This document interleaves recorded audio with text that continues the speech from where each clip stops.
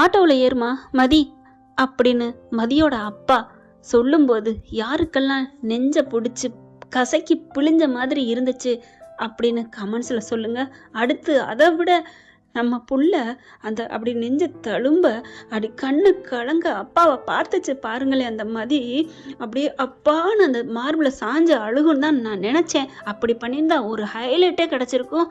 அப்படி ஒரு வேதனையான சீனுங்க. என் கண்ணு கலங்கி இதயம் நனைஞ்சிச்சுன்னு சொல்லலாங்க. அந்த அளவுக்கு யாருக்கெல்லாம் பிடிச்சிருந்துச்சுன்னு சொல்லுங்கள். செம்ம ஒரு அப்பா புள்ள போராட்டம். அதை விட ஒரு அநீதி எப்படிலாம் பண்ணுறாங்க பாருங்க. கொடுமையை பண்ணிட்டு தப்பு பண்ணாதவளை இப்படி தண்டிக்கிறாங்களே அப்படின்னு சொல்லாமல் அந்த பார்வையில் நான் இப்படி நிற்கிறேனேப்பா, என்னை இப்படி கட்டி கொடுத்துட்டு தள்ளி விட்டுட்டு நிற்கிறியேப்பா அப்படிங்கிற மாதிரி தானே ஃப்ரெண்ட்ஸ் தோணுச்சு. கரெக்டாக இல்லையான்னு கமெண்ட்ஸில் சொல்லி உங்கள் பொண்ணான கையால் ஒரு லைக்கை போட்டு சப்ஸ்கிரைப் பண்ணி ஆதரவு கொடுங்க அன்பு உறவுகளே. அதுக்கப்புறம் பொண்ணை கூட்டிகிட்டு கிளம்பிடுறாங்க. வேறு வழியே இல்லை. ஆனால் வீட்டில் அவங்க அம்மா கரெக்டாக தானங்க சொன்னாங்க. மதி சொன்னால் அது கரெக்டாக தான் இருக்கும், அவள் தப்பு இல்லாமல் பண்ண மாட்டா, அங்கே ஏதோ நடக்குது அப்படி தாங்க தோணுது இங்கே. ஆனால் ஆத்தாக்காரி அப்பா இங்கிட்டு மதி வீட்டில் பார்க்கல அப்படி என்ன தாண்டி அங்கே கொடுமை நடக்குது, நீ பாட்டுக்கு ராணி மாதிரி தாண்டி போகிற வார, வீட்டு வேலையெல்லாம் ஒருத்தி பார்க்குறா, சும்மா அப்படி இப்படியே அளப்புது, வாய்க்கு பத்தாத பேச்சு அப்படின்னு இங்கிட்டு மதிய சொன்னாலும், ஆனால் இந்த பக்கம் வர்றான் புருஷன், நீ இன்னும் போகலையா அப்படின்னு கேட்டு போகிறேன் பாருங்க மனுஷன். இந்த சுரேஷ் உள்ளுக்கு போயிட்டு அவங்க அம்மா கூட, அவங்க அம்மா பார்த்தீங்கன்னா அவள் இன்னும் போகலடா, அவள் இன்னும் என்னென்னமோ பண்ண போகிறாடா அது இதுன்னு அந்த பொய் மேலே பொய்யா அடுக்குது பார்த்தீங்களா. அப்பா அவங்க மேலே தான் குத்தம்னு தோணுதுன்னு அதனங்க நிஜம். என்னங்க ஒரு மனுஷி, மாமியார் மனுஷியா? கோமதி காலெல்லாம் கழுவி குடித்தாலும் இதுக்கெல்லாம் காலை கழுவி மட்டும் இல்லைங்க சொல்லுவாங்க இல்லையா, குடித்தாலும் இவெல்லாம் அடங்க மாட்டா, திருந்த மாட்டா, என்னத்தை கொண்டு போகிறாங்க ஜாதிக்க போகிறாங்கன்னு தெரியல. ஒரு வார்த்தையை அந்த எதிர்த்தரப்புலேருந்து பிடுங்கிட்டு அதை அப்படியே 10 வார்த்தையாக திருச்சி சொல்லுது பார்த்தீங்களா. அது கைதேந்த கலை அப்பா என்ன சொல்கிறதுன்னு தெரியலங்க. அம்மா லட்சுமி ஒன்னால தான் அந்த கதை தூக்கி நிற்கிது அழகே அழகுன்னு சொல்லலாம். 2 பேருக்கு நடுவில் தான் போட்டி, ஒன்று மாமியார் ஒன்று மதி மருமக அப்படி தானங்க தோணுது. வீட்டுக்கு போயிட்டு சும்மாவா இருக்கும், அர்ச்சனை பண்ணுறாங்க மதியை பிடிச்சிட்டு அப்படி இப்படின்னு காய்ச்சி மூச்சுன்னு. அம்மா பேசாமல் இருங்கம்மா, நான் ஒன்றும் பண்ணலம்மா, நான் எப்போவுமே தப்பு பண்ண மாட்டேம்மா, கரெக்டாக தானம்மா இருக்கும், நான் இது நாள் வரைக்கும் உங்கள்கிட்ட வளர்ந்த பிள்ளை தானே, தெரியும்டி, நான் தெரியும் இல்லைன்னு சொல்லலை, வேணாம் இருந்தாலும் ஒரு அட்ஜஸ்ட் பண்ணு அப்படின்னு தானே சொன்னோம்.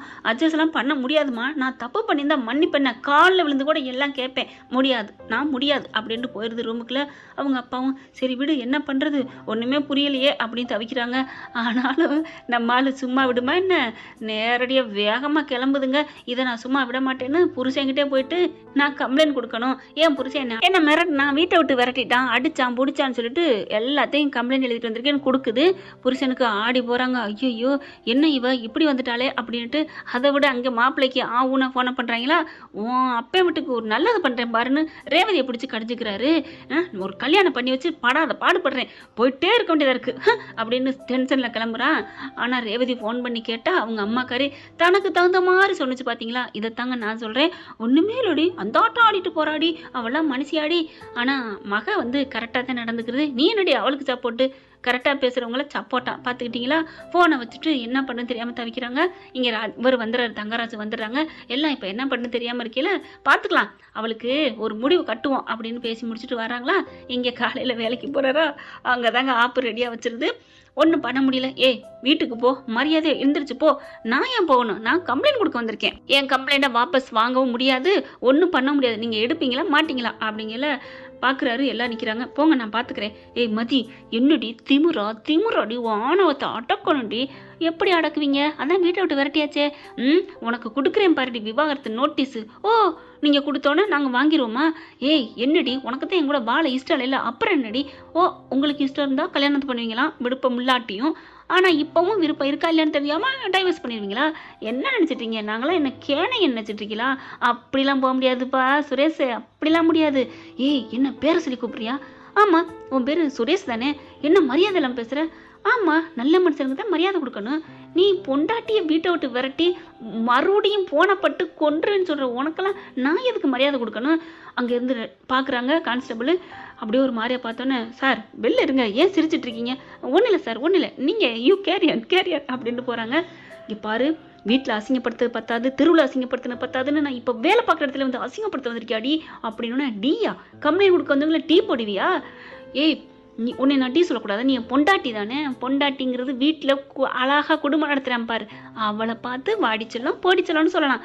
ஆனால் இங்கே நான் ஒரு கம்ப்ளைண்ட் தர வந்திருக்கேன், என் கம்ப்ளைண்ட் எடுக்கிறீங்களா இல்லையா அப்படின்னு கொடுக்க வாங்கி டரட்டு புரட்டுன்னு கிழிச்சு தூக்கி போட்டுறாரு குப்பையில். அப்படி பார்க்குறாங்க, செம்ம கோவம் வருது. ஓ அப்போ என் கம்ப்ளைண்ட் எடுக்க மாட்டீங்களா? எடுக்க முடியாதுடி அப்படிங்கல. ஓகே, நான் கமிஷனருக்கு ஃபோன் பண்ணுறேன், மறந்துட்டேன், தப்பு பண்ணிட்டேன், புருஷன் பேச்சை கேட்காம இங்கே வந்து தப்பு தான், நீங்கள் தான் சொன்னீங்கல்ல கமிஷனர் ஆஃபீஸுக்கு போக சொல்லி, நான் இப்போ பண்ணுறேன் அப்படின்னு ஃபோனை எடுக்க ஃபோனை பறிக்கிறாரு. ஏய் நீ சும்மா இருக்க மாட்டியா, ஃபோனை கொடுங்க அப்படின்னு பறிக்கிறாங்க. முடியாதுன்னு சொல்லிட்டு தரன்னு இழுத்துட்டு வராரு. விடுறீங்களா என்ன, விடுங்க விடுங்க அப்படின்னு சொல்லிட்டு கிட்ட அப்படியே தரன்னு இழுத்துட்டு வந்து வாசல் வந்து தள்ளி விடுறான். என்ன தைரியம், நெஞ்சு அழுத்தங்க இவன், அம்மாடியோ அப்பாடியோ. கிராமத்து பக்கம் சொல்லுவாங்க நெஞ்சு அழுத்தத்தில் உப்பு வச்சு தான் சுடணும்னு சொல்லுவாங்க. அந்த மாதிரி பண்ணுறாங்க. ஆளுகள்லாம் பார்க்குறாங்க. சார் சார் என்ன சார் பேசாமல் போங்க. ஏங்க எஸ்ஐயாக இருந்தால் எல்லாரையும் அடைச்சி ஒடுக்குவாங்களா? எப்பேற்பட்ட ஆளாக இருந்தாலும் சரிங்க, மக்கள் தாங்க ஃபஸ்ட்டு பிரஜை. அது தெரியாமல் இங்கே பேசிகிட்டு இருக்காங்க. கரெக்டாக பார்த்தா போரியா என்னடிங்கள. நான் போரியா என்னவா? சூப்பர்ப்பா, இன்னும் கொஞ்ச நேரத்தில் உங்களுக்கு பெரிய ஆப்பா வரும், அதுக்கப்புறம் போரியான்னு கேட்கலாம். என்ன இவ என்ன சொல்கிறா? கரெக்டாக பார்த்தா போலீஸ் ஜீப் வருதுங்க, கமிஷனர் வண்டி வருது. கமிஷனர் வண்டி, எந்திரடின்னு கையை பிடிச்சி தூக்க. முடியாது, தள்ளி விட்டது நீ தானே, தூக்கி கை கொடுக்கறதுக்கு கமிஷனர் வராரு. என்னடி பண்ண? கரெக்டாக கமிஷனர் ஆஃபீஸ் வண்டி வருது. வண்டியை பார்த்தோன்னா ஆடி போறாரு. எந்திரடி அப்படின்னு சொல்ல, நான் ஏன் எந்திரிக்கணும், எதுக்கு எந்திரிக்கணும், அதான் வருது இல்ல ஆப்பு, பெரிய ஆப்பா, கை கொடுக்க வராரு கமிஷனர் அப்படின்னு சொல்ல. எந்திரடி. ஐயோ இவர் எதுக்கு வராரு? ஆமா மீட்டிங் போன்னு சொல்லியிருந்தாரு. ஐயோ அப்படிங்கிற ஃபோன் நிறைய வாட்டி அடிக்கிறாங்க சுரேஷுக்கு. எடுக்காம இந்த டென்ஷன்ல இருந்துறாரா, வண்டியை விட்டுறாங்க, நேராக வந்துடுறாங்க. அடுத்து அங்கே இருக்கிறவங்களுக்கு ஃபோனை அடிக்கிறாங்க. அவங்க தான் சொல்றாங்க இந்த மாதிரி பொண்டாட்டியை திட்டுறாரு வைக்கிறாங்கிறத லைவ் ரிலே பண்ணிடுறாங்க. ஓ அவன் அப்படி பண்ணுறானா, நான் திருந்திட்டான்னு நினச்சல அவனுக்கு வேலையை போட்டு கொடுத்தேன், இந்த புள்ள வந்து மன்னிப்பு கடிதம் கொடுத்துச்சேன்ட்டு. அப்போ அந்த புள்ளையா மன்னிப்பு கடிதம் கொடுக்கலையோ, இந்தா வர்றேன் அப்படின்ட்டு நீ யார்ட்டையும் சொல்ல வேணாம் அப்படின்ட்டு தாங்க வராரு கமிஷனர். அப்படியே நினச்சி பார்த்துட்டே வந்து வண்டியை விட்டு இறங்க. இந்த புள்ள அப்படி கிடக்குது. என்னம்மா நீ இப்படி கிடக்குற அப்படின்னு கையை பிடிச்சி தூக்குறாரு. யோ என்னையா பண்ணுற? இல்லை சார் அது வந்து ஒன்று அப்படின்னு கையை ஓங்க போகிறாரு. போலீஸ் ஆச்சேன்னு பார்க்குறேன், நான் மரியாதை கொடுக்குறேன். போலீஸ் ஆஃபீஸ் உன்னை விட நான் பெரிய ஆள் தான், ஆனாலும் நான் மரியாதை கொடுக்குறேனே. ஆனால் உனக்காக வாழ்ந்துட்டு இருக்கு, உனக்காக கடைசி வரைக்கும் இருக்க போற, உன் பொண்டாட்டிக்கு நீ மதிப்பு கொடுக்கணும், உனக்கு அறிவு இல்லை சார். அது வந்து என்ன, அது வந்து ஒன்றும் இல்லை சார், சும்மாதான் சார். எந்திரி மதி எந்திரி அப்படிங்கல. ஆனால் எந்திரிக்கல. கமிஷனரே கை கொடுத்து எந்திரிமா அப்படின்னு தூக்கி விடுறாங்க. எந்திரிச்சிடுறாங்க. என்னம்மா பிரச்சனை? அது வந்து ஒன்றும் இல்லை அப்படிங்கல.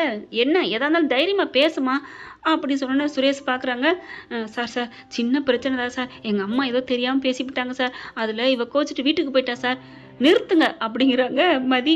நான் கோச்சிட்டு போனேன்னா என்ன மதி, நீ தானே வீட்டை விட்டு வெளில போய் உட்காந்துருந்த, நான் உட்காந்தனா வீட்டை விட்டு போறியா இல்லையா அப்படின்னு நீங்கள் பேசுனீங்க, என்ன மறந்துட்டீங்களா அப்படிங்கல. என்னையா பேசி வச்சிருக்க? இல்லை சார் கோவத்தில் பேசிட்டேன். ஓ கோவத்தில் உன் சீட்டை கிழிக்கவா? யோ இது எடுத்துட்டு வாங்க, ஒரு இது எழுதி சீட்டை எனக்கு டிஸ்மிஸ் கொடுக்குறேன். சார் வேணாம் சார்னு கெஞ்சுறான். காலை பிடிச்சி சுரேஷ் கெஞ்ச. என்ன உனக்கு ஒன்றுன்னு பயம் வருதா? அப்படித்தானே, உன் வேலைக்கே இந்த பயம் வரையில, அந்த பிள்ளை வாழ்க்கைக்கு ஒல வச்சிருக்கீல, எப்படி இருக்கும்? என்னம்மா பிரச்சனை சொல்லுமா அப்படிங்கிறாரு. சார் அப்படிலாம் இல்லை சார், நீங்கள் கெஞ்சுறாரு சுரேஷ். யோ எந்திரியா தள்ளியா அப்படின்ட்டு.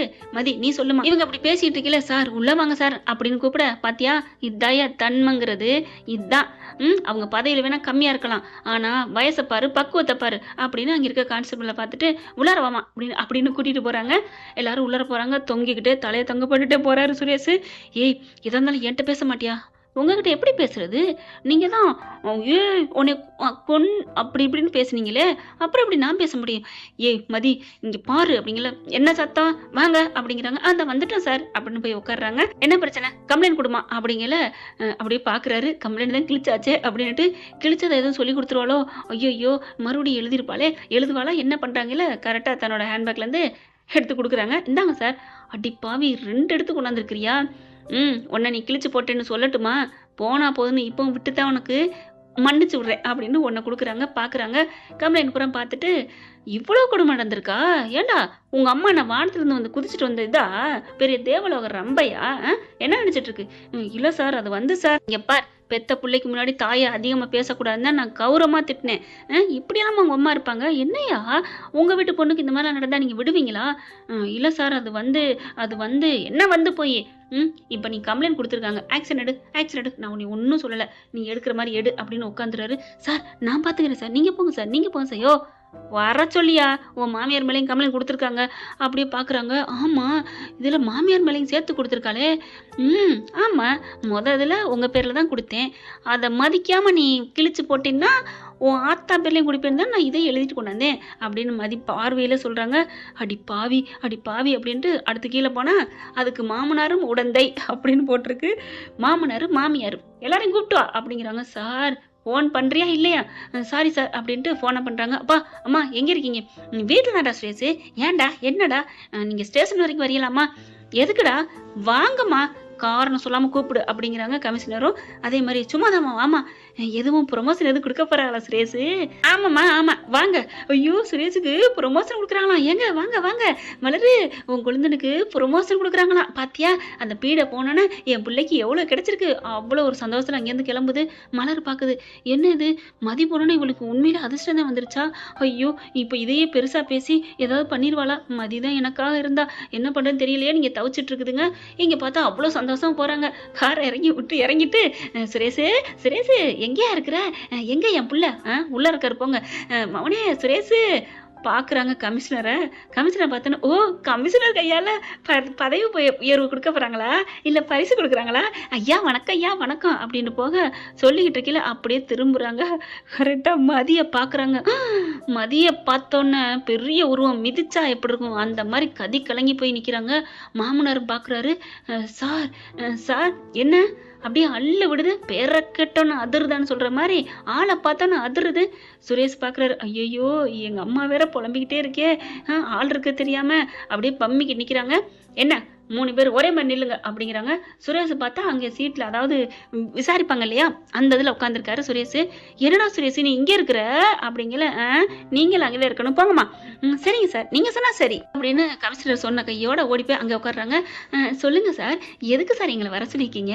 என் பிள்ளைக்கு ஏதாவது மெடல் கொடுக்க போகிறீங்களா? ஆமாம் மெடல் தான் கொடுக்க போகிறோம். என்ன மெடல் தெரியுமா? என்ன மெடல் சார்? பதவியை கிழிச்சு கட்டுறதான்.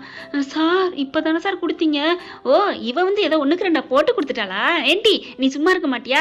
வீட்டில் ஆடிட்டு வந்து பார்த்தாம இங்கே வந்து பற்றி வச்சு என் பிள்ளைக்கு வேலைக்கு ஓல வச்சுட்டியா அப்படின்னு சொன்னோன்னே கையை தட்டுறாரு கமிஷனர். மதி செம்மையா சிரிக்க. சுரேஷ் வந்துட்டு, அம்மா அடக்குமா, கதை தெரியாம பேசிட்டு இருக்கியே. போச்சு போச்சு எல்லாம் போச்சு, தலைக்கு மேல வெள்ளம் போயிடுச்சு. கழுத்து வரைக்கும் இருந்துச்சு, ஏதோ தப்பிச்சு கரையேறலான்னு பார்த்தா ஐயோ அப்படின்னு குனிய. என்னப்பா சுரேஷ், எதுவும் வாக்குமூலம் கேட்கவே வேணாம் போல இருக்கே, உங்க அம்மாவே அப்படியே அப்ரூவர் ஆயிட்டாங்க. சார் அவங்களுக்கு படிக்காதவங்க சார், உங்களுக்கு விவரம் தெரியாது சார். டே யாரா படிக்காதவங்க? நான் படித்தவன், எனக்கு தெரியும். அந்த காலத்தில் நான் நல்லா தான் படிச்சிருக்கேன், இது போதும். நான் என்ன வேலைக்கா போகிறேன் பெரிய டிகிரின்னு படிக்கிறதுக்கு? நான் படித்தவ தான். படிக்காதுன்னு என்னைய மட்டம் தட்டுற? நான் சொன்னதெல்லாம் உண்மை தானடா. இவன பெரிய இவளா ஆளா? அவளை தொலைச்சி தலையை முழிட்டு டைவர்ஸ் வாங்கடா, டைவர்ஸ். அம்மா கமிஷனர் இருக்காருமா, அடக்குமான்னு கையை பிடிச்சிட்டு கோவம் வந்துடுது. அம்மா அப்படின்னு சொல்லிட்டு பலார்னு ஒரு அறை கொடுக்குறாரு அம்மாவுக்கு. சுரேஷ் என்னடா அரைஞ்சிட்ட அப்படிங்கல. அப்புறம் என் வாழ்க்கையே போகுது உன் வாயால. வாயை வச்சுட்டு சும்மா இருக்க மாட்டியா? வீட்லயும் அப்படித்தான். ஒரு டம்ளர் கொண்டு போய் வச்சு நீயே வச்சு தொலைஞ்சிருக்கலாம், இல்ல நானே தான் வச்சிருக்கலாம், இல்லையா அண்ணி கேட்டாங்களா அண்ணிட்டே கொடுத்துருக்கலாம். அதை விட்டுட்டு இவ தான் எடுத்து வச்சாதான் அந்த டம்ளர் போய் சிங்கிள் விழுகுமா? ஏமா அப்படி? ஐயோ sorry sir, sorry sir, sorry sir, தெரியாம ஒரு உணர்ச்சி பேசிட்டு சார், சாரி சார். பரவாயில்லையா? அம்மால மையனை மாறி மாறி உண்மையை ஒத்துக்கிட்டீங்க, எனக்கு வேலை மிச்சம். இல்லைன்னா உங்க அம்மா கிட்ட வந்துட்டு கம்பை பிடிச்சிக்கிட்டு நீட்டு கொடுமைப்படுத்தினியா அவன் மருமகளை, கொடுமைப்படுத்தினியா மருமகளை அப்படின்னு 2 பேரையும் நான் கேட்கணும். அவங்க இல்ல சார், இல்ல சார், நாங்க கொடுமையே படுத்தல சார் அப்படின்னு அவங்களும் 2 பொய்ய பேசுவாங்க. அதுக்கு வேலையே இல்லை, வேலை மிச்சம். அப்புறம் நீயே உங்க அப்பா அம்மா கிட்ட விசாரிக்கிறியா, இல்ல நான் விசாரிச்சது போதுமா? சார் அது வந்து சார், நான் விசாரிக்கிறது தப்பு இல்லை, இருந்தாலும் நான் விசாரிக்கவே இல்லை இன்னும். நீ ஒரு வாட்டி விசாரி, உங்ககிட்ட தானே கம்ப்ளைண்ட் கொடுத்துருக்காங்க. சார் அது வந்து சார், நான் மன்னிப்பு கேட்குறேன் சார். உங்க அம்மா பாட்ட விசாரின்னு சொன்னேன். சரின்னு சொல்லிட்டு திரும்புறாரு. சுரேஷ் என்கிட்ட என்னடா விசாரிக்க போற? நான் இப்போதைக்கு நான் சாரு. சரிங்க சார், என்ன சார் விசாரிக்க போறீங்க? டே பார்த்து விசாரிடா. டே சொல்லக்கூடாது, கமிஷனர் சொல்றாரா? சரி சரி என்னையா சொல்லு அப்படிங்கிறாங்க. உங்க மருமகளை கொடுமைப்படுத்தினீங்களா? அப்படிங்கிறாங்க. உண்மையை ஒத்துக்கிட்டா நாங்க விட்டுருவோம். சுரேஷ் சூப்பர்யா. கமிஷனர் கை தட்டுறாரு. பரவாயில்லையே, நல்லா விசாரிக்கிற, அப்படி இப்படின்னு பூசி முழுகாம, இல்லை சார் நான் நேர்மையாக தான் சார் நடப்பேன், பேசு பேசு அப்படிங்கிறாரு. மதிக்கு சிரிப்பை அடக்க முடியலை. டே மாமா, எல்லாம் நீ பண்ணிவிட்ட வேலை, பண்ணிவிட்டு நீ பாட்டுக்கு நிம்மதியாக இரு அப்படின்ட்டு, இங்கே பாருங்க உங்கள் மருமகளை அந்த வேலை செய்யலை இந்த வேலை செய்யணும் கொடுமைப்படுத்தினீங்களா? இல்லை சார், இல்லை இல்லை சுரேஷ்னு வருது, ஆனாலும் இல்லை சார் டம்ளரை கொண்டே எடுத்து வைன்னு சொன்னேன். கோச்சிட்டு போயிட்டா. அதுக்கு போய் கோச்சிட்டா நீங்கள் விரட்டுவீங்களா? எடுத்து வைக்கலன்னு சொன்னால் உடனே நீங்கள் வீட்டை விட்டு விரட்டிடுவீங்களா? சார் நாங்கள் விரட்டலாம் இல்லை சார், அவள் தான் சார் கோச்சிட்டு போனா. உடனே கமிஷனர் பார்க்குறாங்க. அந்த லெட்டரில் என்ன கம்ப்ளைண்ட்டில் என்ன இருக்கோ அதை படிச்சுட்டு அடுத்தடுத்த கேள்வியை கேளுங்க சுரேஷ் அப்படிங்கிறாங்க. உடனே பார்க்குறாங்க. மாட்டேன்னு சொன்னோன்னே உங்கள் பிள்ளைய விட்டு வெளியில் விரட்டினீங்களாமே, விரட்டினீங்களா? சார் அதுதான் உங்களுக்கே தெரியும், ஒழுங்கா கேட்குற கேள்விக்கு பதில். ஆமாம் சார். அவள் போனதுக்கு இங்கே பாருங்க, ஆணவமா பேசக்கூடாது. அம்மா ப்ளீஸ்மா கொஞ்சம் இறங்கி பேசுமா. என்னடா சுரேஷ்? ஆமாம் என்ன விசாரிக்கிறீங்களா இல்லையா? கமிஷனர் அங்கிட்டு கொஞ்சம் தாங்க மதிக்கிட்ட திரும்புறாரு. அதுக்குள்ளே இதுங்க சைக்கிள் கேப்பில் கடலை போடுதுங்க. அதாவது பேசுகிறதான் சொல்கிறேன். ஒன்று சரிடா, இல்லை மன்னிப்பு கேட்டு தொலையம்மா பதில் பேசாமல் அப்படிங்கிறாரு சுரேஷ். இவங்க பேசிட்டு இருந்தால் கொஞ்சம் கேப்பு விட்டு இவங்க தனியாக அங்கிட்டு பேசிக்கிறாங்க. அதே மாதிரி அவங்க நினச்ச மாதிரியே இவர் கெஞ்சி பேசுகிறாரு. அம்மா சாரி கேளு, மன்னிப்பு கேளு அப்படின்ட்டு. சரிடா சுரேஷ், உனக்காக கேட்குறேன், உங்களுக்காக தான். சரிடா, தெரியாம தான் பண்ணிட்டேன்டா, அப்போ ஏதோ புத்தி கட்டு போய் பண்ணிட்டேன் போல இருக்கு, சார் மன்னிச்சுக்கோங்க சார் அப்படின்னு. இவன் எங்கிட்டலாம் விசாரிக்க வேணாம், நாங்களே ஒத்துக்கிறோம். தெரியாமல் அந்த டம்ளர் தான், ஒரு சின்ன டம்ளருக்கு நானும் இப்படி ஒரு கேவலமாக நடந்திருக்க கூடாது, என்ன அடிச்சுக்கிறேன்னு தனக்கு தானே அடிச்சுக்கிறாங்க. எனக்கு என்ன பேசுறதுனே தெரியல, பேசாம நான் காலில் கிடக்கிறத எடுத்து அடிச்சுக்கணும் சார், அடிச்சுக்கணும் அப்படின்னு சொல்ல மதி அப்படியே பாதையை பார்க்குது. அப்படி பாவி வெளியில பாக்குறியா? சரிடி வாசை நான் நிறைவேற்றிக்கிறேன் என் பிள்ளைக்காக அப்படின்னு வேக வேகமா வெளில ஓடுறாங்க. அம்மா அம்மா எங்க போறீங்க எங்க போறீங்க? ஒன்றும் இல்லை சார் ஒன்றும் இல்லை அப்படின்னு வேக வேகமா போக எல்லாரும் பின்னாடி போக வெளியில கிடக்கிறத கழட்டி போட்டு வந்தாங்களே அதை எடுத்துட்டு வராங்க. எடுத்துட்டு வந்து இந்த அடிச்சுக்கிட்டேன் சார், தப்பு தான் அம்மா, தாயே தப்பு தான் மகாராணி உன் காலில் விழுகவா அப்படின்னு காலில் விழுக போக, ஐயோ அத்தை எனக்கு அதெல்லாம் தேவையில்லை, இனிமே என்னை திட்டாம இருந்தா போதும், அவ்வளவுதான். பாவி உன்னை என்னடி நான் திட்டினேன் அப்படிங்கிறாங்க. என்ன கமிஷனர் ஒரு முறைக்க, ஐயோ ஒன்றும் இல்லை அப்படிங்கிறாங்க. அதுக்கப்புறம் எல்லாரையும் வச்சு செஞ்சிடறாருங்க நம்ம கமிஷனர். இப்போ என்ன பண்ணலான்னு இருக்கீங்க? நாங்கள் எங்கள் மதிய என் மருமகளை நாங்கள் எங்கள் வீட்டுக்கு கூட்டி போகிறோம், இனிமேல் அவளை ஒரு சொல்ல மாட்டோம் சார், அவளுக்கு ஒரு வேலை இல்லை சார், எல்லாம் என் மூத்த மருமக தான், அம்பட்டு வேலையும் பாப்பா அப்படிங்கல மதி பார்க்குறாங்க. சார் ஒரு சின்ன ரிக்வெஸ்ட்டு, எல்லா வேலையும் அவங்க தான் பார்க்குறாங்க, நான் வந்ததுக்கப்புறம் கொஞ்சம் ஷேர் பண்ணுறேன், வேலை பார்க்கறது நான் தப்புன்னே சொல்ல சார், நானும் பார்ப்பேன் தான், பார்க்குறது ஒன்றும் குறை இல்லை, அந்த ஒரு தோழன் இருக்கு பாருங்க சார், மிரட்டுறது உருட்டுறது, ஏன் சார் என்னது சார் கொண்டு போறோம், நீ சொல்றது சரிதாமா அப்படின்னு சொல்லிட்டு, என்ன மூத்த மருமகளையும் வேலை கொடுமை வாங்குவியா, நீ பார்க்கவே மாட்டியா? இல்லை சார் காலு வலி சார். என்ன இன்னும் உன் புள்ள இருக்கு, கல்யாணமே பண்ணல, பேரம்பேத்தி எடுக்கிற வயசு, பேரம்பேத்தி பெருசா வர வரைக்கும் கூட நிறைய பேர் வேலை பார்க்குறாங்க.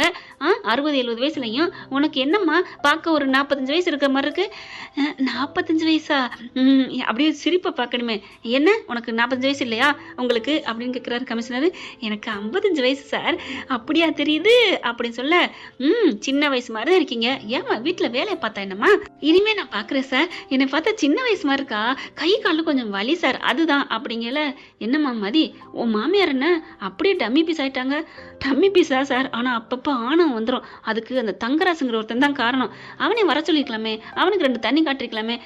ஒன்றும் இப்போ கெட்டு போல, அனுப்பிச்சு வச்சுட்டு நாளைக்கு வருவோம், ஒழுங்கா நடத்துனீங்களா இல்லையான்னு பார்ப்போம், அப்புறம் உங்கள் வீட்டில் இருக்கவங்க எல்லாரும் இருக்கணும் அப்படி சொல்லுங்க சார், அப்போ அவனு வந்து இருப்பான், குறிப்பா மக மருமே எல்லாரும் இருக்கணும் சொல்லுங்க சார். ஓகே மதி அப்படின்னு மதி சொன்னதை சொல்லிடுறாங்க.